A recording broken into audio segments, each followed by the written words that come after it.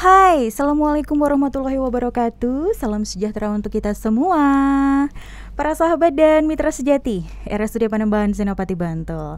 Apa kabar? Ketemu lagi sama Anggra. Mudah-mudahan Anda semuanya dalam keadaan sehat walafiat dan selalu bahagia. Assalamualaikum warahmatullahi wabarakatuh, Bunda Rifko. Waalaikumsalam warahmatullahi wabarakatuh. Apa kabar Bunda? Alhamdulillah sudah sehat. Sudah sehat. Setelah kemarin mengalami masa-masa yang harus di rumah saja ya. Yes, nggak apa-apa. Kayaknya memang diberi kesempatan untuk istirahat. Istirahat di rumah. Betul. Dan sekarang sudah fit, harus sudah bisa beraktivitas kembali seperti ya, biasa. Bismillah. Ya, para sahabat dan mitra sejati, saat ini sudah ada Bunda Rifkoh Ihdayati, MAP Psikolog. Yes. Yang sudah hadir bersama dengan Anggra untuk Anda semuanya. Bunda, tanggal 10 Oktober tahun 2021 ini adalah Hari Kesehatan Jiwa. Yes. Di mana kita punya tema kesetaraan dalam kesehatan jiwa untuk semua. Kesetaraan dalam kesehatan jiwa untuk semua. Yes. Bisa dong dijelasin sedikit maksudnya apa sih untuk semua? Oke, jadi Hari Kesehatan Jiwa ini diperingati setiap tanggal 10 Oktober. Cuman setiap tahun memang temanya berbeda-beda Ganti-ganti gitu ya. Nah, kebetulan untuk tahun ini kalau tadi Mbak Anggra sudah menyampaikan secara panjang gitu ya, apa tema dari Hari Kesehatan Jiwa di tahun ini, secara garis besar yang jelas semua orang itu memiliki hak untuk mempunyai kesehatan jiwanya gitu. Jadi sehat secara bukan hanya sehat fisik ya, karena biasanya apalagi nih di rumah sakit nih pasien itu kebanyakan lebih banyak dia memeriksakan fisiknya, bukan memeriksakan jiwanya. Ya betul. Mungkin ada itu yang pusing, yes, mual betul. gitu ya. Padahal bisa jadi loh Mbak Anggra bahwa pusing mualnya itu bukan karena fisiknya gitu.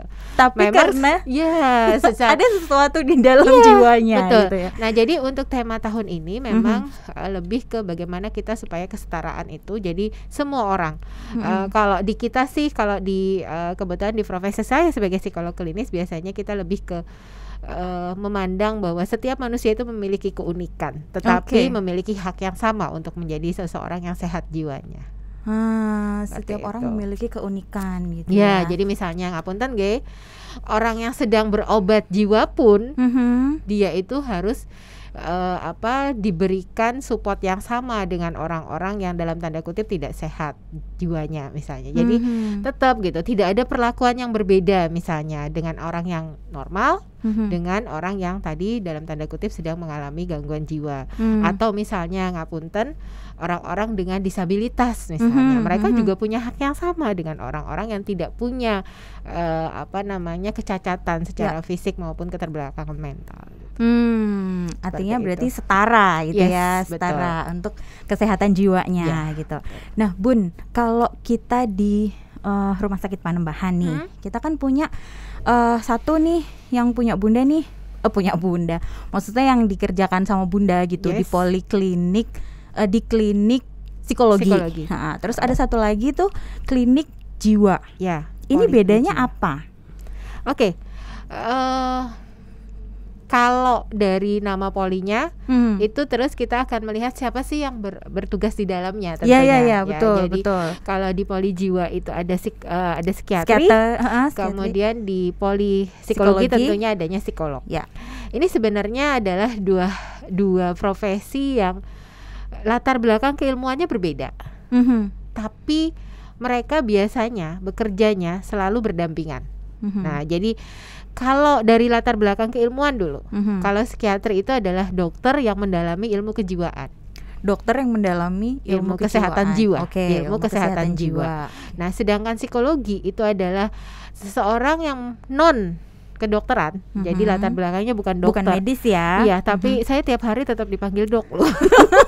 Oleh pasien ya. Oleh pasien. Saya sudah meluruskan saya bukan dokter, tapi tetap dipanggil dok. Ya nggak apa-apa lah gitu. Dulu cita-citanya jadi dokter. Oh gitu ya.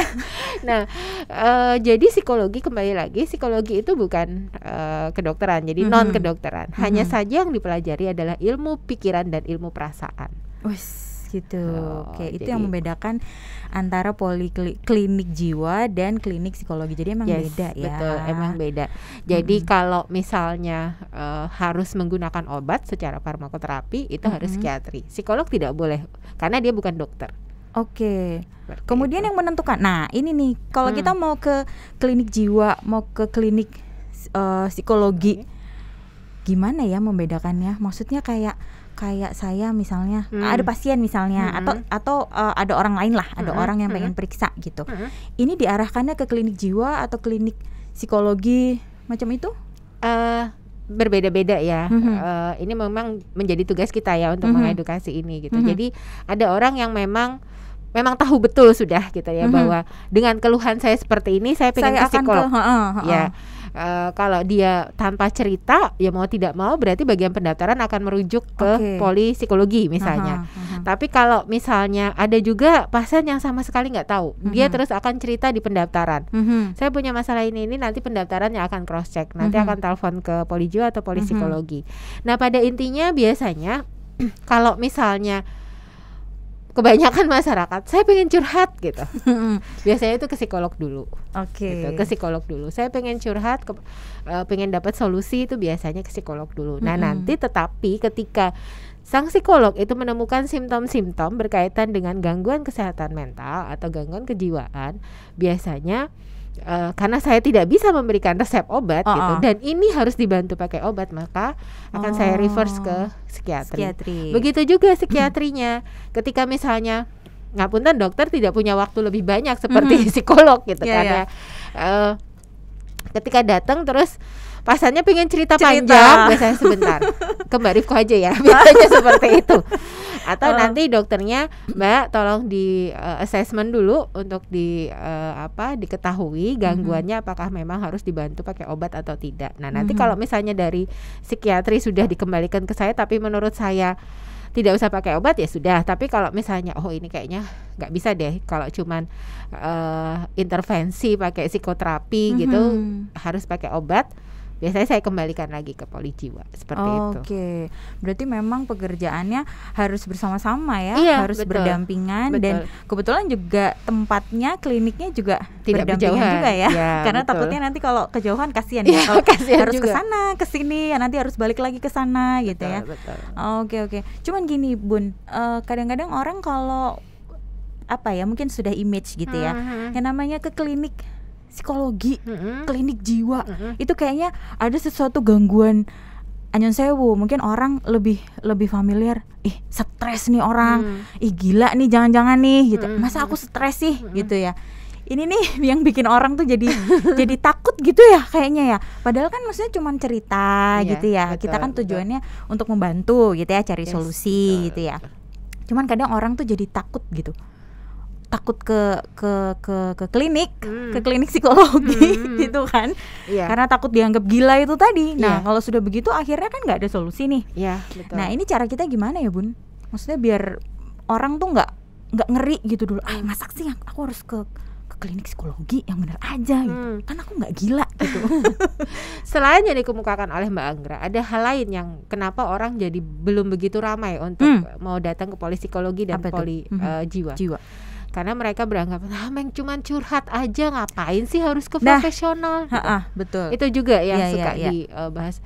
Terus kadang-kadang psikolog tuh ilmunya cuman dengerin aja juga nanti cuman ditanya-tanyain, cuman lagi mikirin apa ya, cuman kayak gitu ya. Jadi bikin mereka tuh kayak nggak usah gitu bayar lagi gitu kan. Nah, jadi kalau yang dikemukakan oleh Mbak Anggra, memang mau tidak mau kita ya yang berada di rumah sakit, kita yang berada di Fasiankes, kalau di Bantul, di Jogja alhamdulillah itu psikolog, psikiatri memang tidak ada ya, karena level spesialis memang harus di rumah sakit. Kalau psikolog itu alhamdulillah di puskesmas sudah ada gitu. Nah jadi bagaimana kita cara menanggulanginya, memang ini mau tidak mau peran dari Fasiankes itu sendiri dan juga teman-teman psikolog yang harus menyampaikan kita tuh bisa apa sih gitu loh. Kita bisa membantu apa kepada mereka. Kemudian apakah memang orang-orang yang dengan tanda kutip memang sudah mengalami gangguan kejiwaan baru boleh datang ke psikolog gitu. Padahal banyak hal yang bisa dilakukan oleh para psikolog gitu loh. Mulai dari assessment untuk kecerdasan anak gitu kan. Kemudian bagaimana kita mengetahui minat bakat anak itu sendiri gitu.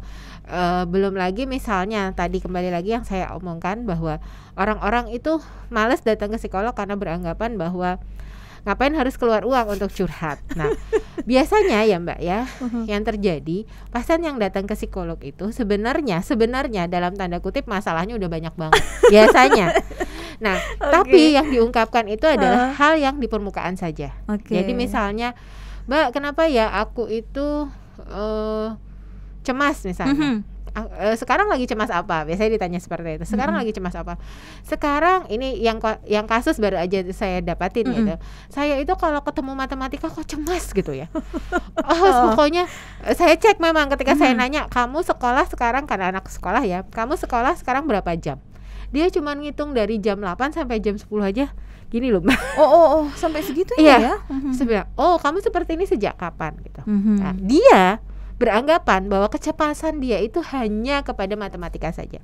Tetapi setelah dilakukan wawancara, karena ngapunten, kalau orang-orang bilang kan cuma ditanya-tanyain kenapa apa, tapi itu ada ilmunya.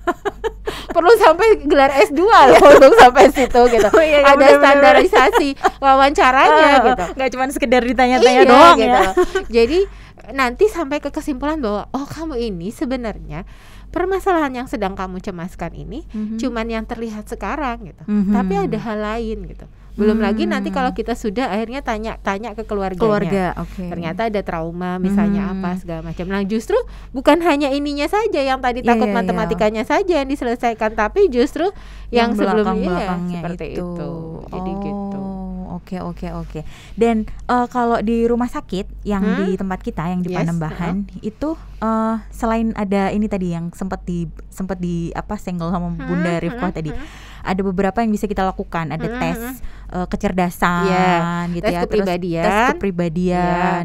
Terus biasanya itu kalau minat bakat itu bisa hanya cuman mengetahui minat bakatnya saat itu saja, tapi bisa sampai pengembangan, misalnya dia nanti kuliahnya bagusnya jurusan mana ya apa? Gitu, sampai misalnya pekerjaannya cocoknya apa ya gitu. Seperti itu.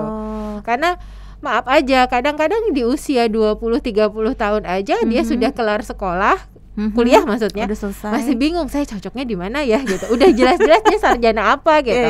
Ada saja yang merasa masih salah memilih jurusan gitu loh. Makanya juga lebih baik sih ketika sudah SMA itu kita sudah mulai masyarakat sudah mulai bisa untuk datang ke psikolog misalnya, dites minat bakatnya, dicek and recheck hasil rapot segala macam, keminatan, kemudian kemampuan kecerdasannya. Jangan sampai, maaf ya, banyak juga orang tua yang memaksakan jurusan tertentu untuk anaknya gitu. Banyak ya kayaknya. Banyak itu ya. Ini saya ya. Akhir-akhir ketika sudah mulai masuk perkuliahan tuh biasanya ramai. Banyak nih pasien yang kayak gini ya. Orang tua datang, saya tuh pengennya anak saya tuh ke jurusan ini misalnya, ke jurusan X itu. Anak saya nggak mau. Mbak Rifqah tolong bantu ya supaya dia mau gitu. Iya, nanti saya lihat ya. Saya biasanya kayak gitu. Datang nanti anaknya ngobrol. Saya tuh dipaksa, sementara saya nggak suka. Nah, mau tidak mau saya tidak bisa mengikuti salah satu ya gitu. Mau tidak mau saya harus membuktikannya dengan cara apa. Jadi psikolog itu bukan peramal ya, Anggra. Dukun ya, langsung karena tahu gitu banyak ya. juga kan di masyarakat seperti itu. Iya benar. Coba deh, Mbak Anggra kan jurusannya juga psikologi ya. Coba deh waktu awal. Coba deh waktu awal kuliah. Pasti banyak orang yang nyodorin tangan. Iya. Aku diramal. Aku orangnya kayak gimana sih gitu ya. Padahal kan nggak ada dipelajari hal tersebut gitu. Betul. Nah, jadi bagaimana membuktikan bahwa kita mau membuktikan kepada orang tuanya bahwa apa yang dipaksakan dalam tanda kutip oleh orang tuanya itu akan merugikan bagi anaknya gitu. Karena dia tidak minat dan bahkan bakatnya pun nggak ada terkait itu. Bukan peramal. Jadi kita pakai assessment, pakai alat tes. Nanti tes EQ-nya mampu dia tidak dia di jurusan tertentu yang mungkin memang memerlukan EQ yang cukup bagus gitu ya. Nah, kemudian minatnya ada tidak ke situ. Kemudian dilihat lagi hasil rapotnya. Kalau jelas-jelas dia mayoritas lebih tinggi ke jurusan sosial, ngapain kita harus maksain dia ke eksak gitu loh. Nah jadi itu biasanya nanti saya biasanya akan membesarkan hati anaknya gitu, karena dia untuk datang ke psikolog aja itu saya sudah apresiasi gitu ya. Saya bilang nanti tenang aja, nanti kita bicarakan dengan orang tuanya. Itu beberapa bulan terakhir ini sering banget Mbak, apalagi lagi banyak ya Kak, kasus-kasus seperti ini ya. Apalagi sudah gagal SNPTN, kemudian SBMPTN-nya juga gagal ya, betul. Itu karena dipaksa itu, akhirnya ketika untuk memilih yang swasta pun mereka galau kan gitu kan, takut tidak diterima lagi karena tidak sesuai dengan kemampuan mereka gitu loh, menuruti apa maunya orang tua akhirnya. Nah jadi hal-hal seperti itu kan sebenarnya mungkin orang-orang menganggap ramah temeh ya. Allah cuman gitu aja cuman gitu harus ya. datang ke psikolog gitu. Mereka pikir mungkin psikolog cuma menerawang kali ya gitu, padahal kita ada buktinya gitu seperti itu. Dan permasalahannya nggak berhenti sampai situ aja kan Bu. Betul. Kalau sudah ada nih jawaban atas keraguan orang tua terhadap kemampuan anaknya gitu ya, sudah terjawab. Kalau ini dua-duanya dari sisi kemampuan anak emang nggak bisa, kemudian ini kan masih harus PR nih buat orang tuanya, gimana si orang tua ini bisa menerima kan gitu ya. Betul. Si anak pun ketakutannya bahwa dia nggak bisa seperti yang dimaui orang tua, itu masih PR lagi. Iya, panjang memang kalau sudah datang ke psikolog gitu, karena kita tidak bisa selesai dalam 1-2 kali pertemuan. Memang untuk pemeriksaan tertentu kita tidak bisa intervensi pun ketika misalnya tiba-tiba nih psikiatri gitu ya. Mbak Rifko, ini biasanya yang paling banyak terapi dilakukan para psikolog untuk di rumah sakit di Fasiankes itu adalah terapi kognitif dan CBT, Cognitive Behavior Therapy. Itu biasanya yang paling banyak kami lakukan gitu. Jadi kalau terapi kognitif bagaimana kami meluruskan persepsi yang salah dari tiap-tiap individu gitu. Kemudian kalau sudah CBT itu berarti sudah ada perilakunya yang salah. Nah jadi memang kalau itu pasti ada tahapannya, nggak mungkin 1, 2, 3 kali. Nah beda hal ya Mbak Anggra, ini mungkin di luar dari apa yang sudah kita bahas. Alhamdulillah di Panembahan saya senang banget walaupun saya baru masuk ke sini gitu, tapi dokter-dokter sangat mengapresiasi ya, dokter-dokter spesialis. Jadi misalnya ditemukan tadi yang kita bahas di depan, kita bicara tentang pusing, mual, segala macam. Itu kan kalau di psikologi, di ilmu psikiatri disebut sebagai kecemasan atau psikosomatis. Nah, jadi sebenarnya yang dirasakan fisik, tapi sebenarnya yang bermasalah adalah karena ketika dicek di dokter spesialis nggak ketemu gitu. Atau di jantung. Dia deg-degan deg-degan jantungnya. Ini kemarin 2 hari yang lalu saya baru dirujuk, dikasih kemarin siang itu dari dokter Bagus, dari dokter jantung. Ada apa Pak? Saya bilang gitu ke pasannya. Ternyata saya 2 hari ini nggak nyaman gitu.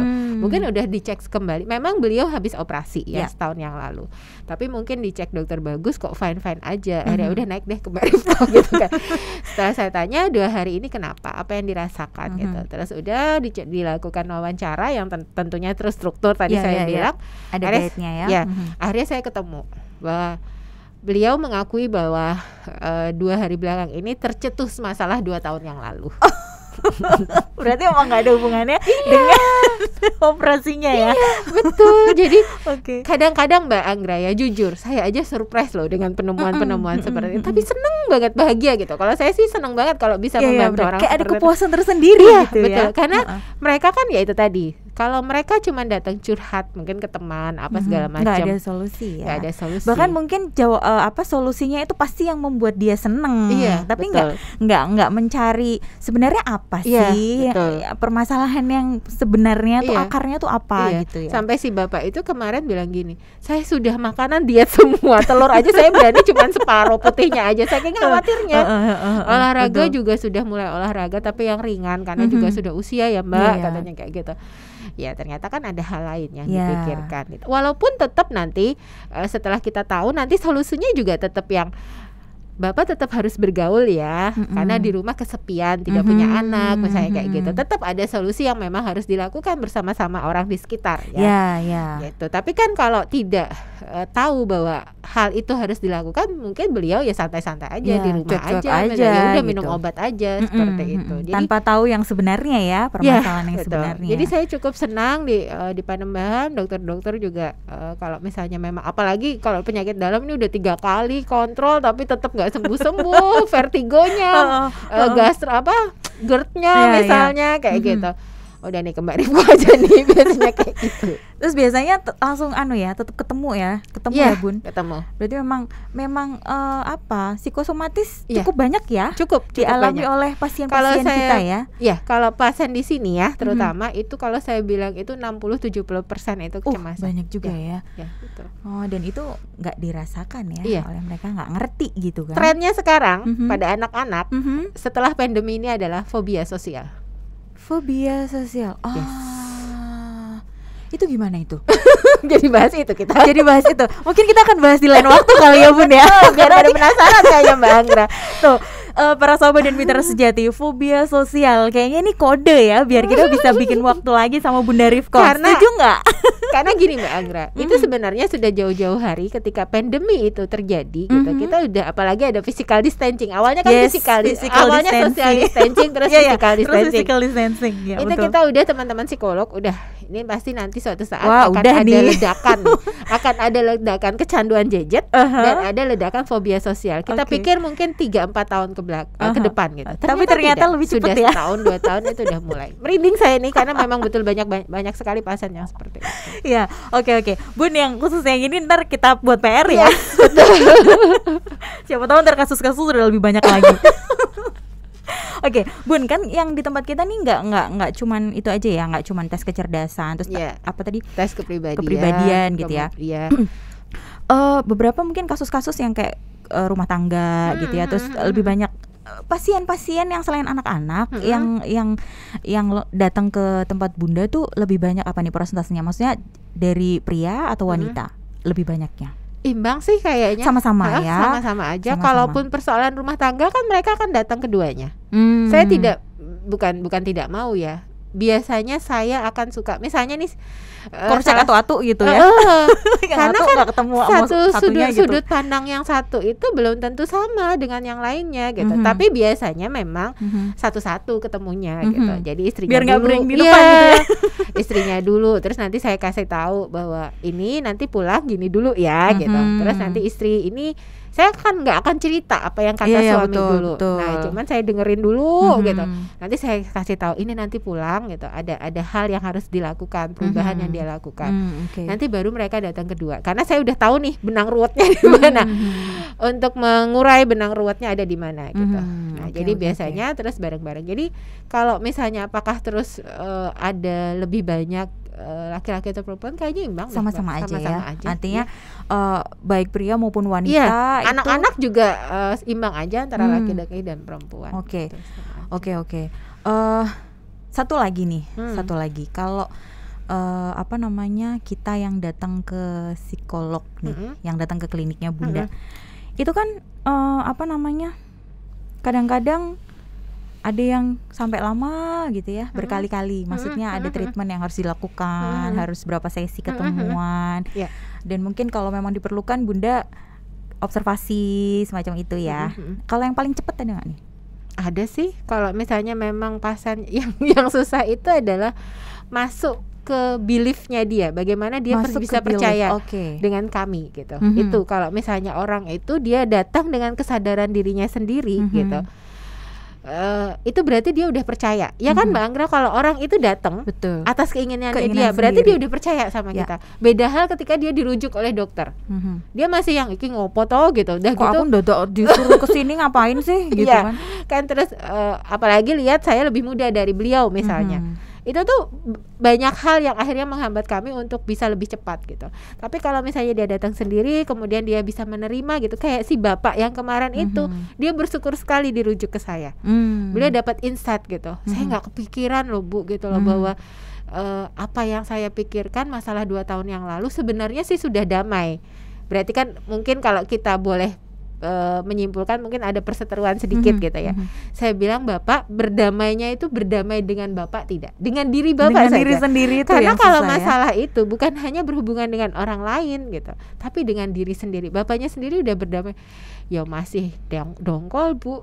Nah, udah ini itu ketahuan gitu. nih Itu gitu ya. ketahuan. Nah jadi kalau yang seperti itu biasanya 1 kali 2 kali pertemuan, cuman biasanya saya akan tetap menawarkan, Bapak nanti kalau misalnya memang masih mau ketemu saya, nanti minta dirujuk oleh dokter, misalnya dokter Bagus, dokter Wari, dokter Waisel, misalnya seperti itu.